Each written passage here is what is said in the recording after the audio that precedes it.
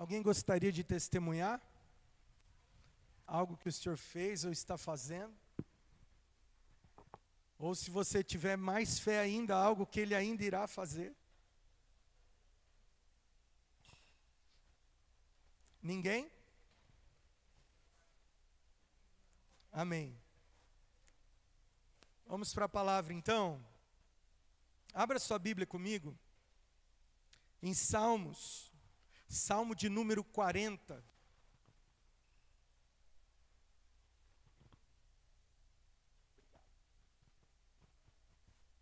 Salmo de número 40.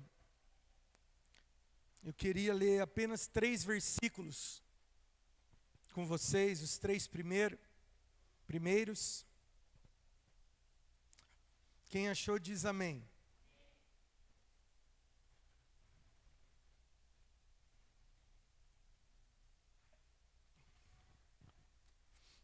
A minha versão da Bíblia diz assim, verso 1: Esperei com paciência pelo Senhor. Ele se voltou para mim e ouviu meu clamor. Tirou-me de um poço de desespero, de um atoleiro de lama.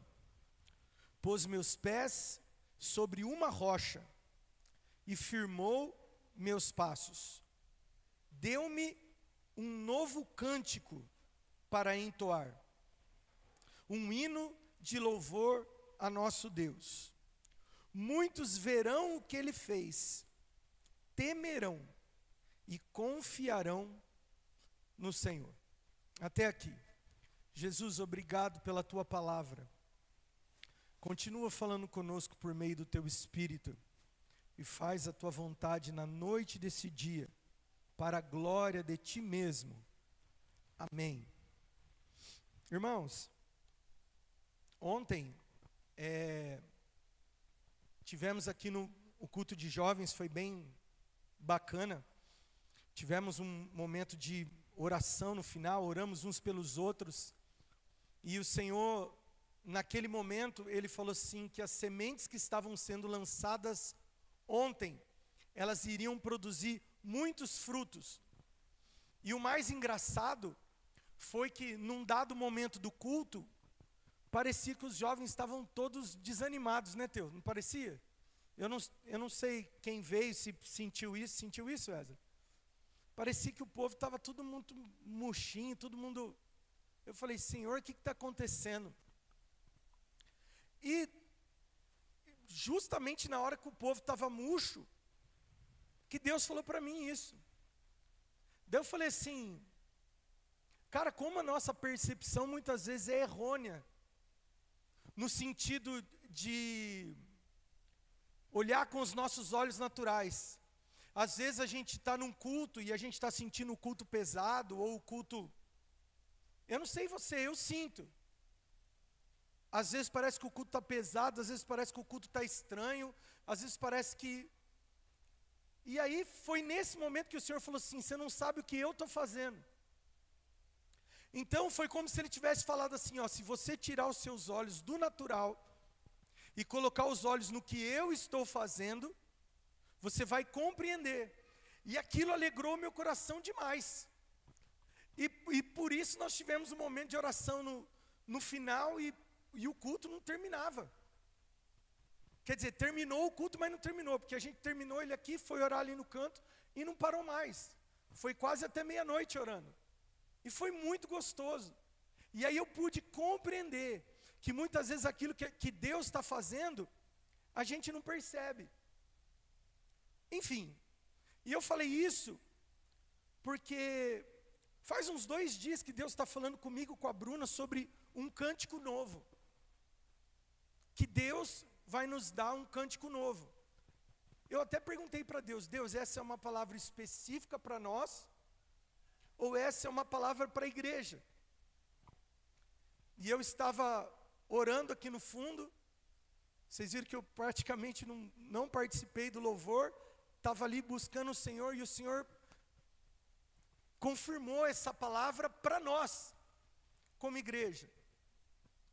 E Tem muitas palavras na Bíblia, eu fui pesquisar sobre o Cântico Novo, tem muitos versículos que falam sobre o Cântico Novo. Mas o Salmo de número 40 foi o que nos pegou quando a gente começou a falar sobre esse texto. E ele começa assim: esperei com paciência pelo Senhor.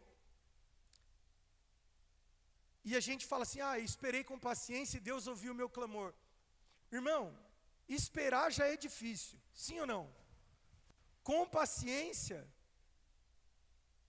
irmão, no tempo que a gente está, de tecnologia rápida e tudo, você clica no negócio, se não abrir rapidinho no celular, você já fala: ai, porcaria. A gente está assim, né?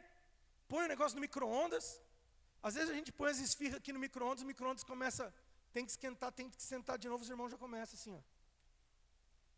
A gente não tem paciência para esperar por nada, quanto mais com paciência. E aí o texto fala assim: esperei com paciência.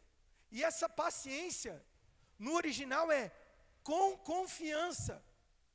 Eu fui pesquisar, hoje eu estou meio cultural aqui. O verbo esperar funciona aqui não como uma inatividade, mas como um ato de confiança e expectativa. No original hebraico, a palavra é kavá, que significa entrelaçar-se enquanto aguarda. Irmão, isso muda completamente o texto. É como se eu fosse escrever assim, se eu fosse escrever esse salmo, foi Davi que escreveu, mas se fosse o Flávio, com esse entendimento do original, diz assim: esperei entrelaçado no Senhor, até que Ele agisse. É isso que o texto está falando. É você, não é um esperar passivo. Ai, Deus me prometeu um negócio, então eu vou ficar aqui de braço cruzado, no tempo de Deus Ele vai cumprir. Não, é entrelaçado no Senhor. Lembra quando Elias estava para ser assunto aos céus, e Eliseu já estava caminhando com ele, e Eliseu falou assim: olha, eu quero porção dobrada do teu espírito. E aí Elias vira para ele e fala assim: então é o seguinte, se você me vê partindo, isso vai acontecer. E aí Eliseu está andando com Elias, e por algumas vezes Elias fala assim: fica aí, descansa aí, eu vou dar um pulinho lá, e já volto. Eliseu fala: não vou te deixar não, e vai com ele. E fica o tempo todo com ele, grudado com ele, porque ele queria ver Elias subir, porque ele queria a porção dobrada do espírito de Elias. E aí ele ficou entrelaçado com Elias, até que Elias fosse assunto ao céu. A Bíblia diz que passa uma carruagem de fogo, separa os dois, e quando eles estão separados, vem um redemoinho, e leva Elias para o céu, e Elias deixa cair a capa. E aí a partir daí ele tem uma unção dobrada de Elias. O que eu olhando para esse texto eu consigo enxergar? Esperei grudado no Senhor. Irmãos,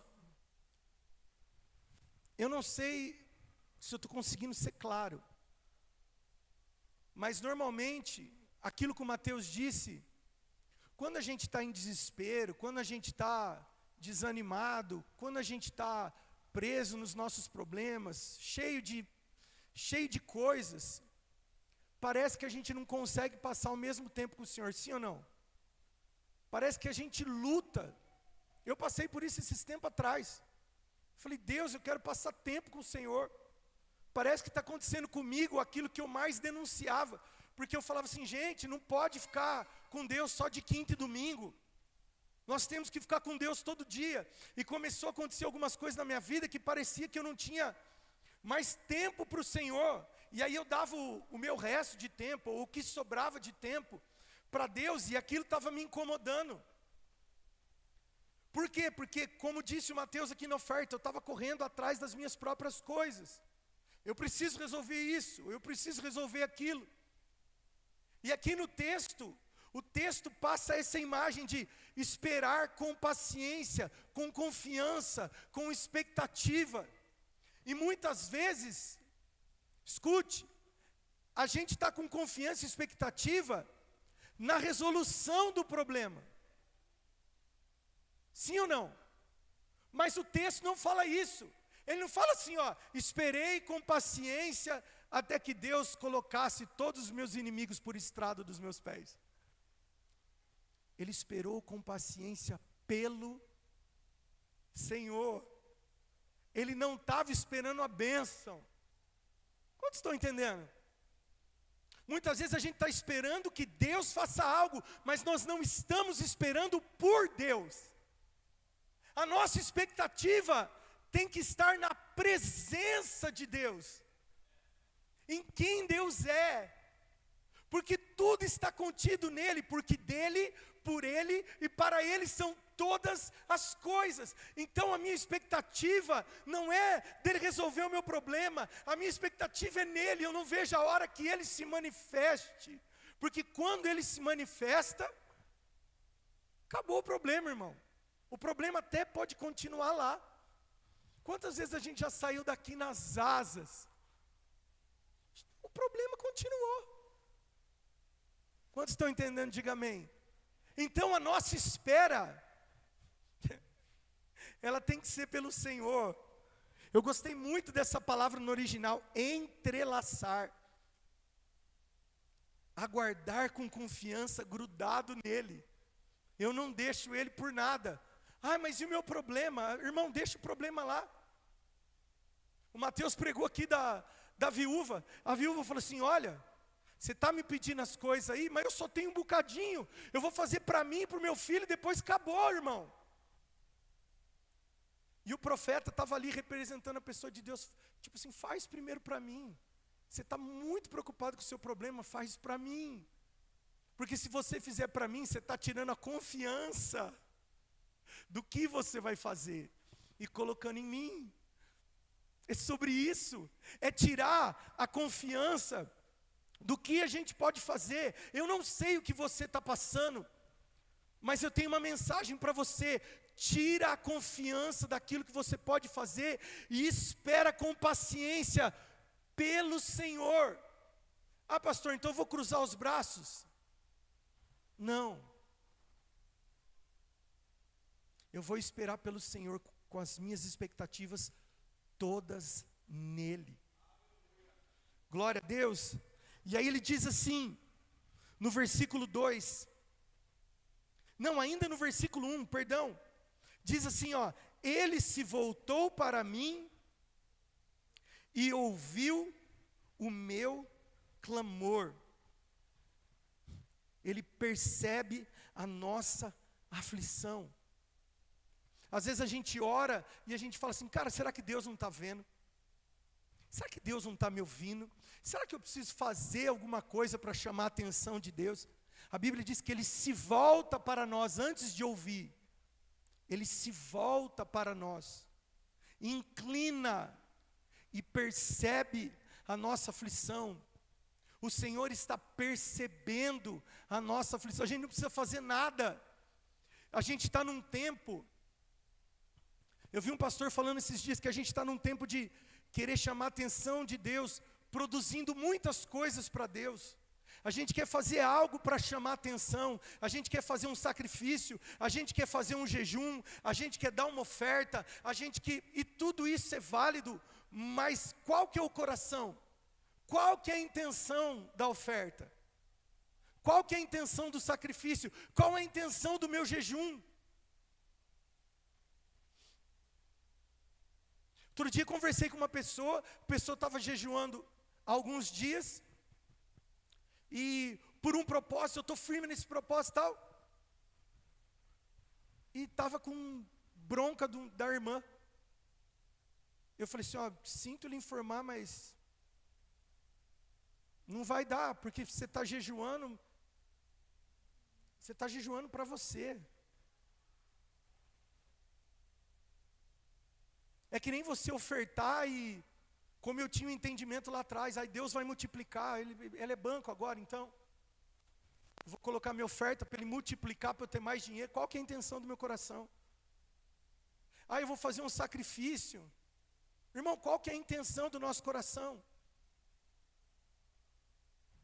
Deus é o Deus que julga as nossas intenções. E nós estamos num tempo de querer fazer muitas coisas para chamar a atenção de Deus, quando uma coisa só é necessária: estar com Ele. Melhor do que fazer para Ele, trabalhar para Ele, é estar com Ele. Lázaro não era discípulo, não era apóstolo, não tinha função, mas era amigo. Jesus ia toda hora na casa dele. Enoque não abriu igreja, irmão, não batizou ninguém, pelo menos que a gente saiba nas Escrituras, mas a Bíblia diz que ele andou com Deus e Deus o tomou para si. Não foram homens que fizeram para Deus, foram homens que estiveram com Deus. E estar com Deus é melhor do que fazer qualquer coisa para Deus em troca de alguma coisa. Porque a religião sempre vai exigir de nós algum esforço. Mas Jesus veio mostrar o Pai. O Estevão não precisa fazer nada para mim, para que eu o tenha por filho, para que eu o ame por filho. Se ele não fizer nada para mim, ele continua sendo meu filho, e eu vou cuidar dele. Se amanhã depois ele, ele crescer e arrumar um emprego e não ajudar em casa, ele vai continuar sendo meu filho. Eu não vou falar assim: olha, agora você precisa dar uma parte do seu salário aqui em casa. Quantos estão entendendo? E muitas vezes a gente faz isso com Deus: olha, se eu fizer isso, não. O Senhor quer que nós estejamos com Ele. Por isso que diz aqui, Ele se voltou, se inclinou e ouviu o clamor. Deus se preocupa conosco. Deus percebe a nossa aflição. Deus tem prazer em responder. É que existe um tempo. E esse tempo é o tempo da espera, que a gente não aguenta. Quanto mais com paciência. Amém? E o texto continua. Tirou-me de um poço de desespero, de um atoleiro de lama, e pôs os meus pés sobre uma rocha, e firmou os meus passos. Olha quanta coisa, irmão. Tirou-me de um poço de desespero. Ou seja, Deus está vendo a sua aflição. Quem aqui já passou desespero? Quem aqui já teve crise de ansiedade? É louco, não é? Parece que vai morrer. Meu Deus! Tirou-me de um poço de desespero, de um atoleiro de lama, é que nem areia movediça. É um lugar que você pisa, não sente o chão, você só vai afundando. É um lugar sujo, é um lugar que não tem estabilidade, não tem firmeza, que você só vai afundando. Quem já viu esses filmes da Discovery, esses caras que passam com esses jeep nesses atoleiros? É isso. Me tirou de um poço. Poço fala de um lugar que você não tem saída. Um poço de desespero. Algumas versões diz perdição. E ele fala assim: ele me tirou de um lugar e colocou os meus pés firmes sobre uma rocha. Está falando de um lugar limpo, estável, que não afunda. Quantos estão compreendendo? E tem algo interessante que eu fui pesquisar aqui. Ele diz assim, nos tira de um poço de desespero, da lama, coloca os nossos pés sobre uma rocha e firma os nossos passos. A palavra pés, no original é regel, que quer dizer pé ou perna. Só que escuta isso. Esses pés, ele também tem uma referência a Deus. E diz assim, conforme o ritmo de Deus. 3 vezes aparece essa palavra. É como se fosse assim, ele me tirou da lama, onde eu estava afundando, patinando, e colocou os meus pés sobre uma rocha. Essa rocha você pode entender que é o Senhor Jesus, que é uma base firme, estável, e colocou no ritmo dele. É como se os nossos passos estivéssemos fora de ritmo, e o Senhor, quando nos põe na rocha, Ele coloca a gente para andar no ritmo dele. É isso que é muito mais forte do que a gente pode imaginar. Tirou, colocou meu pé sobre uma rocha. Você imagina que você estava afundando e ficou parado em cima de uma rocha. Beleza, agora eu não afundo mais. Não, não é só isso. Fala de uma continuidade. Ele não só me colocou num caminho firme, mas Ele firmou os meus passos. E não só firmou os meus passos, Ele me deu o ritmo dEle. O ritmo que Ele está se movimentando. Você entendeu isso que eu falei ou não? Uau! Ele vai nos colocar no ritmo dEle. Fala de alinhamento. Vai nos colocar para andar no compasso dEle. Isso é maravilhoso. Ele não vai só te tirar de um atoleiro, de um desespero, da lama, da sua preocupação, da sua situação, mas Ele vai te dar uma base firme, fixa, estável, com estabilidade para você andar nos passos conforme o ritmo dEle. Ah, irmão. E aí ele continua. Firmou os meus passos. Versículo 3. Deu-me um novo cântico para entoar. Um hino de louvor ao nosso Deus. Muitos verão o que Ele fez. Temerão e confiarão no Senhor. Irmãos, esse novo cântico quer dizer que o Senhor vai nos dar uma experiência, que dessa experiência vai surgir uma canção, uma composição inédita, uma canção nova, um hino que você ainda não cantou. Não está falando só de música, embora a primeira coisa que a gente pensa um hino de louvor, você pensa numa música que você gosta, mas Deus está falando, não, baseado nessa experiência que eu vou colocar na sua boca, vai sair um cântico novo, e esse cântico vai ser uma testemunha para quem estiver observando, e eles vão temer e confiar no Senhor. Você quer ver? Hoje eu estou, como é que se diz? Cultura. Eu fui buscar todas essas palavras no original, irmão. Fazia tempo que eu não fazia isso, mas hoje me deu vontade. Olha o que diz. Quer ver? Muitos verão, essa palavra verão é ra'a, que é ver, examinar, inspecionar, perceber, considerar, ter visão, examinar, tomar conta, verificar, discernir e distinguir. É isso que as pessoas vão ver. E a palavra que eu mais gostei foi a mais simples, toma conta. Não tem pessoa que toma conta da nossa vida? Tem ou não? Sim ou não? Apareceu um risco aí na porta do seu carro, hein? Pô, nem eu tinha visto, a pessoa viu. A pessoa está tomando conta da sua vida, ela está examinando, ela está de olho em você. E quando Deus colocar esse novo cântico na sua boca, ela vai examinar, tomar conta, distinguir, ver, observar. E ela vai falar assim, uau! Ela vai testemunhar, ela vai ser co-testemunha do que Deus vai fazer. Aleluia! E aí a palavra temerão é iare, que quer dizer temer, reverenciar, ter medo, honrar e respeitar. Muita gente quando vê o que Deus fez, o que Deus está por fazer, sabe aquelas pessoas que debocham da nossa fé? Sabe aquelas pessoas que estão sempre assim?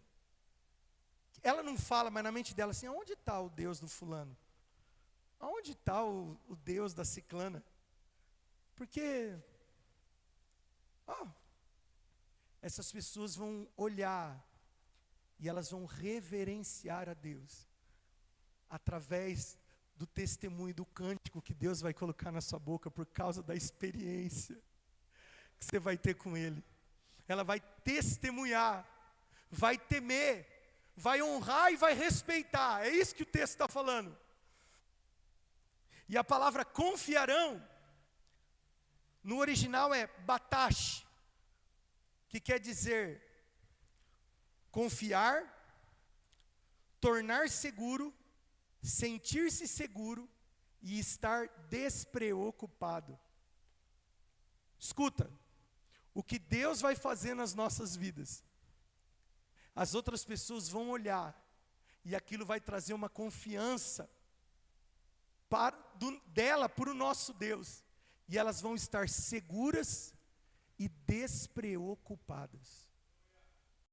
É isso que o texto está falando. E o Senhor ministrou no meu coração: eu vou colocar um cântico novo. Eu vou colocar um cântico novo na boca de vocês. Esses dias eu estava falando com os irmãos e lembrando daqueles cultos que a gente fazia, que não tinha palavra. Lembra? Que a gente ficava só no louvor e de repente descia todo mundo. E domingo passado aconteceu. Quem teve domingo passado? Domingo passado fizemos até trenzinho aqui, irmão.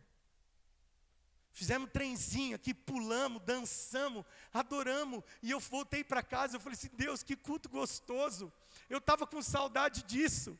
Eu estava com saudade do Senhor se mover. Porque, irmãos, de verdade, culto é muito mais do que um estar aqui em cima pregando. É muito mais. Para mim o culto tem que ser participativo, irmão. Por isso que toda vez que termina o culto, não é uma religiosidade, não é somente uma praxe. Já já a gente vai orar. E eu gosto muito desse momento, porque é nesse momento que a gente tem a oportunidade de ser igreja. Irmãos, a gente precisa. Isso que o Mateus falou é tão sério. Se eu não conhecer sua necessidade, você não conhecer a minha, como que a gente vai se ajudar? Como que a gente vai se ajudar? É lógico, não dá para eu ir na casa de todo mundo, nem dá para todo mundo ir na minha casa. Eu ainda nem tenho casa, eu nem mudei ainda. Mas a gente precisa estar junto como igreja, conhecer a necessidade.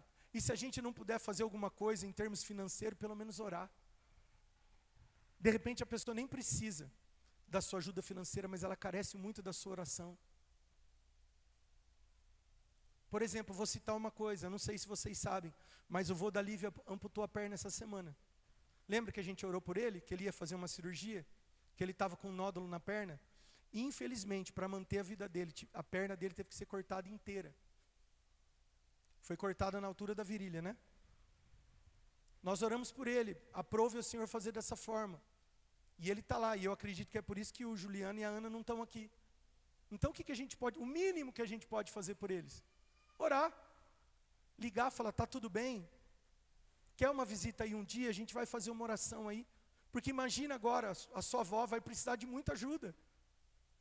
Porque agora ele já não vai se locomover mais da mesma forma, vai precisar de ajuda. Ela é uma senhora. O que como igreja a gente pode fazer? Será que ele tem uma cadeira de roda lá? Ela falou que tem, se não tivesse a gente tinha que correr atrás. Desculpa dar esse exemplo, mas eu acho que a gente tem que ser igreja. Mas se você nunca ia saber dessa necessidade. Então a gente precisa encostar, falar assim: está tudo bem, Lívia? Está tudo bem mesmo? E se ela falar assim: olha, não está tudo bem, o meu avô está assim, poxa, eu vou orar por ele. Entendeu? Cara, a gente precisa desesperadamente de se envolver como igreja, para que isso faça sentido. Porque de repente, esse louvor que Deus vai colocar na boca de alguém, você é a resposta para a vida de alguém. Você pode ser a resposta. Por isso que quando Deus vai falar de Abraão, Ele fala várias vezes: eu vou te abençoar, eu vou te abençoar. Chega uma hora que Deus fala assim: sê tu uma bênção. Seja você a resposta. De repente você pode ser a resposta para alguém. Às vezes alguém vai entrar no serviço por indicação sua. Você foi a resposta para alguém.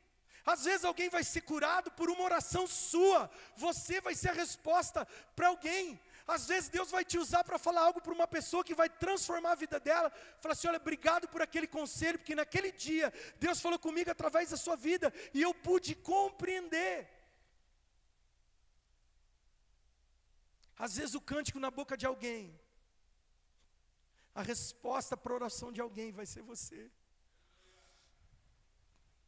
Às vezes você, o sorriso, o abraço, a oração, o carinho, a ajuda que essa pessoa precisa. E como disse o Mateus, enquanto a gente continuar pensando só na gente, a gente vai fazer o pão para nós e para o nosso filho e vai ficar aguardando a morte. Mas na hora que a gente resolver fazer para o outro, Deus vai multiplicar aquilo que está na nossa casa.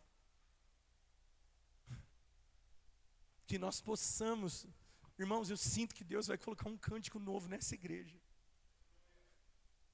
Vai colocar um cântico nos nossos lábios, um cântico de louvor e gratidão a Deus, e as pessoas vão ver o que Deus está fazendo, e vão temer, e vão confiar no Senhor. Mas nós precisamos desesperadamente esperar pelo Senhor. Eu não sei onde você tem colocado a sua expectativa.